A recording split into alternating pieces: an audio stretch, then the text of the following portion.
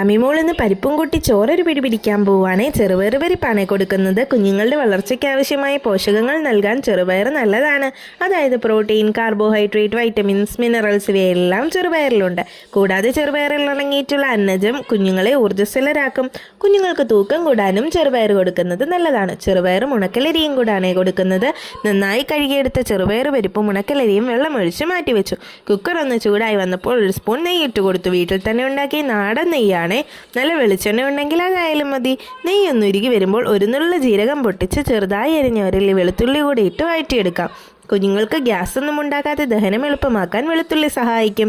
ഇതിലേക്ക് കഴുകി വെച്ച ചെറുപയർ പരിപ്പും ഉണക്കലരിയും ഇട്ട് ഇളക്കി വെന്ത് കിട്ടാൻ ആവശ്യത്തിന് വെള്ളവും ഒഴിച്ച് 6-7 വിസിൽ വരുന്നവരെ വേവിച്ചെടുക്കാം. ചൂടാറുമ്പോൾ മിക്സിയുടെ ജാറിലിട്ട് നന്നായി അടിച്ച് കുഞ്ഞിന് കോരിക്കൊടുക്കാം.